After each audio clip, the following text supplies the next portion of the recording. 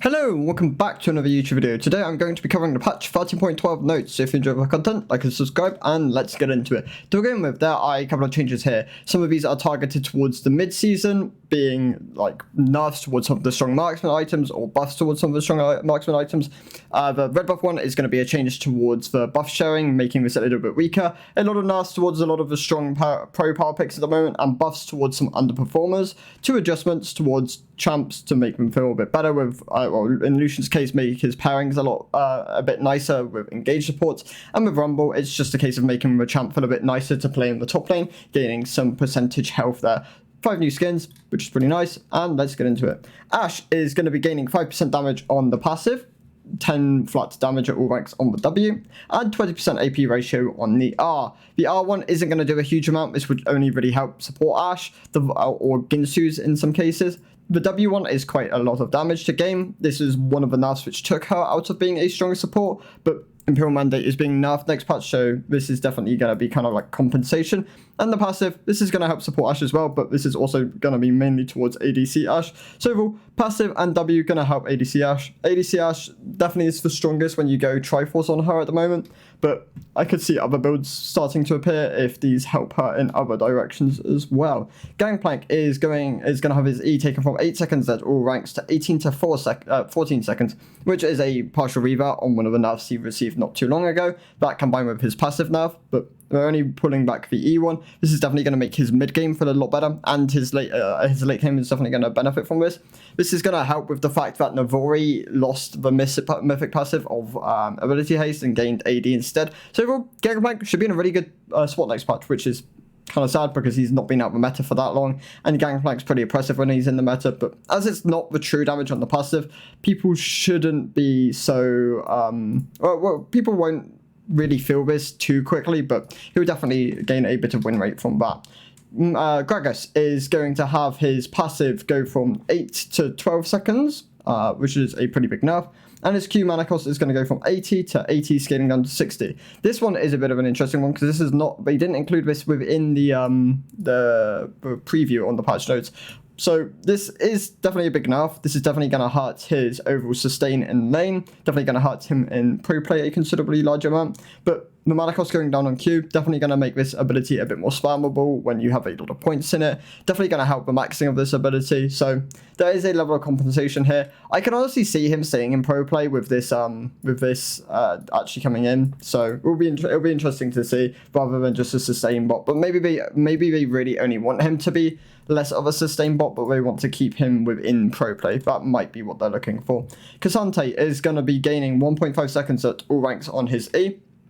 Relatively big nerf, as this is going to be a pretty long cooldown early on into the game. That combined with the fact that you're just losing 1.5 seconds at all ranks, that's definitely going to hurt the champion. He'll probably still get picked in pro play, but he's definitely underperforming in solo queue. I would not recommend picking this champ at the moment unless you're in one of the higher ranks, but in general, it'd be nice to see if they did gave him some tweaks to help him in solo queue and made him less of a pro skewed pick. So Kai'Sa gonna gain 0.6 AD growth. This is quite nice for the champion. She's not performing poorly at the moment, but there are definitely a lot of stronger marksmen than her. And overall, this is just going to help her with her Q evolve and just in general performing a bit better, as it's just a nice amount of damage to gain. Kha'Zix is losing 3 base AD. This is going to hurt his clear speed. Overall, Kha'Zix really high ban rate. Definitely one of the strongest low elo jungle picks at the moment. Still performs really well in higher ranks. Does see a bit of pro play. So overall, not surprised that he's losing a bit of base AD. This shouldn't take him out of the meta, but I wouldn't be surprised if he suddenly stopped seeing pro play, as he's kind of just about there. But not pick or ban, definitely not. Cogmore going to be losing 0.5 at all ranks on the W. This is definitely going to hurt Cogmore. Cogmore, this used to be, I'm pretty sure, 4 to 7%, and now it's all the way down to 3 to 6%. This is one of the changes they did to when they over-nerfed Cogmore. So it'd be interesting to see if Cogmore goes back to a state where he's kind of just middle of the pack again. He's definitely overperforming, but as Cogmore is a very niche pick at the moment, you don't see a lot of him. He's not really a pro problem. I wouldn't even consider him a huge solo queue problem, but he does support a high win rate, so I'm not surprised they are nerfing him. Overall, just a bit of a tap down. Definitely going to hurt him, but shouldn't be the end of the world. Lucian is going to be losing 4 flat damage on the passive and 5% AD ratio on the passive as well. His passive is also going to proc when... it's also going to be proccing when an enemy champion is immobilized. His next 2 basic attacks will do bonus magic damage. So it's just immobilization on top of heal or shield. So quite nice to pair Lucian with engaged supports on top of enchanters. I don't think this removes Lucian from pro play, but he will definitely see a lot less play with purely enchanters. Lulu is going to be losing 3 armor. Her passive magic damage is going to go from 15 to 117 to 9 to 111, so losing 6 damage at all ranks on that. E is going to be gaining 20 shield at later ranks. So overall, just hurting Lulu's ability to harass in laning phase and a bit of her survivability in trade for giving her some more shield strength. Overall, this will definitely hurt elite Lulu, but she's not performing great in casual solo queue at the moment. I wouldn't be surprised if this actually just gets rid of Lulu in pro play, combined with other things surrounding Lulu being nerfed. Milio is losing 2 armor, losing 0.3 armor growth, and his passive is going from 15 to 35% AD to 15% AD flat. This is a very big nerf towards Milio. He is definitely overperforming at the moment, and he has some really strong pairings, and this will make his pairings, make him less reliant on his certain pairings, but overall, this will definitely hurt him. I don't know if this will remove him though. He does hold like a 98% presence in pro at the moment, and with as high of a solo queue win rate as he does, this will probably just put him more towards the middle of the pack, but I could definitely see him still being a very, very powerful pick within the game. Nasus is gaining 2% lifesteal at all ranks. His R is going from 120 to 80 seconds. Going from 120 flat to 120 to 80 seconds. Overall, this is a pretty big buff towards Nasus. Definitely going to help him in solo queue, but lifesteal is quite nice. I've made a guide on Nasus. I definitely recommend checking him out. Nasus is probably the best top laner to try and hit masters with on these last 2 patches of solo queue. So definitely consider giving him a go. I definitely think this will help the champ. We've seen it with Renekton where a buff like this really, really helps the champ's win rate and just makes the champ feel a lot nicer. You can sometimes rotate R twice later on into the game. So yeah, just a nice buff all around. Orianna going to be gaining 100 damage on the flat of her R, combined with a 5% AP ratio. This is really going to help her do, this is going to help her secure kills, do a lot more damage in just a AoE, and put a lot more power into her ultimate. This also helps the Shaco combo, which is definitely gaining some popularity at the moment. We've seen it definitely pop up a lot more, but overall we'll have to see where this lands. Orianna definitely going to be helped from this. She's not in a particularly weak spot at the moment though, and I wouldn't be surprised if she starts seeing pro play again. Rel is going to be getting a bunch of changes because she is performing really well at the moment in both support and jungle. Her default adaptive 4-star is going to go from AD to AP. Her cast time on Q is going to go down from 0.5 to 0.4. The magic damage is going to lose 10 at all ranks. The jungle monster damage is going to go from 300% of base damage to 150 to 430 bonus damage to monsters. W is going to be losing 10 damage at all ranks as well, and it's going to be going from 125. It's going to go from 300% of base damage flat to 125 to 225 bonus damage to monsters, and the W is going to go from 300% of base damage to 55 to 275 bonus damage to monsters. So this is just making it so she's not as strong later on into the game, but still holds a relatively similar close speed early on. The E is going to be going from 35 to 95 damage to 25 to 65, plus 4, losing 1% max health as well. And the jungle monster damage is going to go from 250% of base damage to 100 to 280, with a cap of 150 on the percentage damage. So this is going to make bursting down drakes and dragons a lot harder.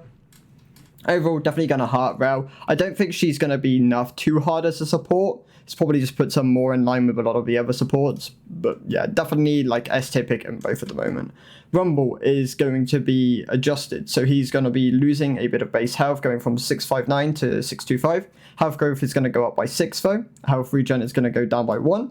Maximum heat is going to go from 100 to 150. Danger zone stays at 50. Overheat monster damage cap goes from 80 to 65 to 150 based on level. Overheat attack speed goes from 20 to 80% to 50 to 130%. Overheat duration is 5.25 to 4 seconds. Flame Splitter is going to be losing a bunch of flat damage, going from 180 to 340 to 135 to 195, keeping the same AP ratio, and gaining +6 to 10% of target's maximum HP.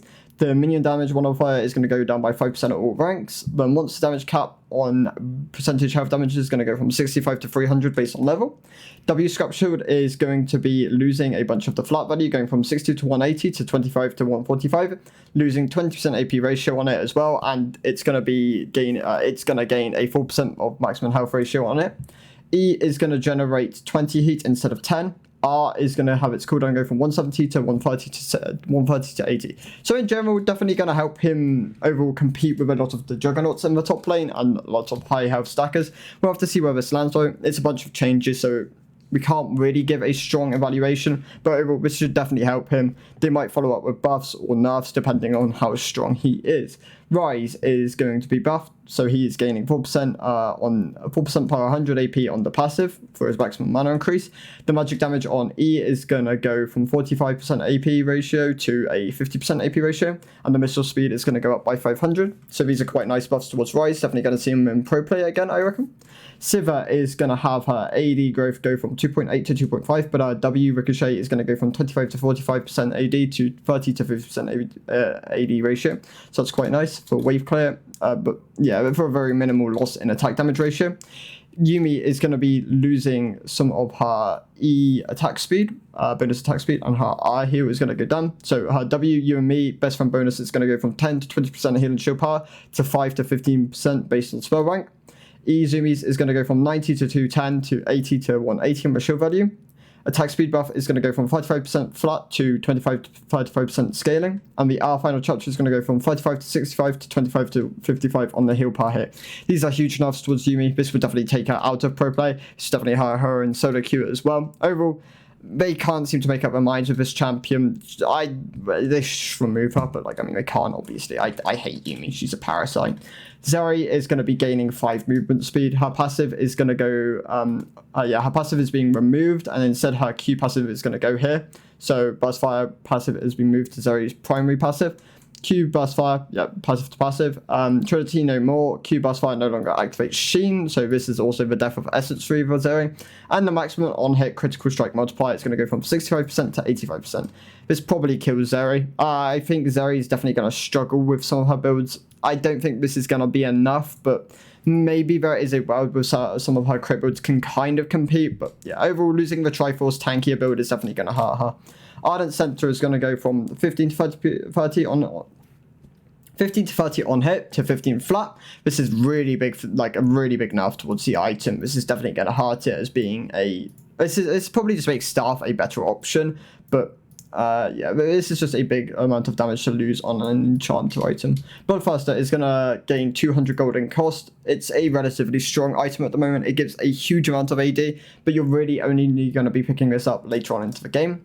Gale Force is going to be losing 5 AD, and the damage on the Cloudburst active is going to scale with 45% bonus AD instead of 200% critical strike chance. So pretty big nerf there. Immortal Shubo is going to be gaining 3% lifesteal. Quite nice for the item, definitely gonna make it feel more satisfying to use.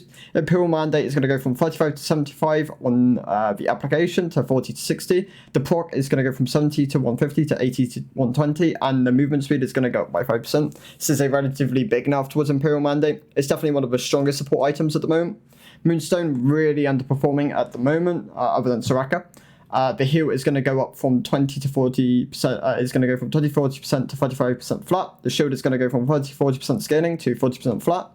The same target is going to go from 15 to 30% to 25% flat. The same target shield bonus is going to go from 20 to 30% to 30% flat. And the mythic passive is going to go from 5 ability haze to 5 heal and shield power. Overall, huge buffs towards Moonstone Renewer. I imagine Soraka is going to be overpowered next patch. She is going to be really strong with this because she is performing really well with the item at the moment. She's one of the few which definitely performs with it. Phantom Dancer is gaining 5% attack speed. Nice.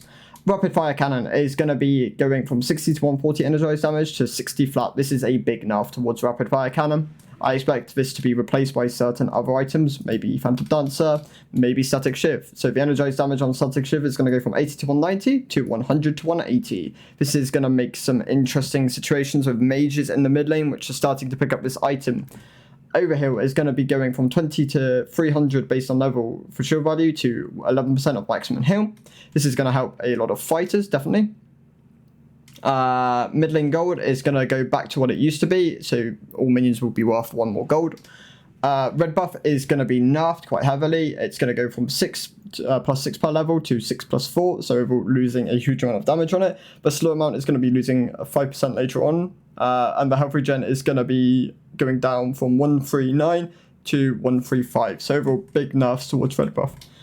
ARAM adjustments. Yeah. Ooh. Okay. Themed Clash is going to be happening June 12th and June the 17th. Oh, June the 17th is when it's happening. June the 17th and 18th. So I will make a tier list for that. Keep your eyes peeled for that. A bunch of mythic shop changes, bug fix and quality of life changes, and a couple of new skins which all look really good. Shen High scores Bard, Shen High scores Cogmore, Shen High scores Lydia, and Shen High scores Tom Kench. And Crystal Motus Leola, that one. Cool. Nice skins.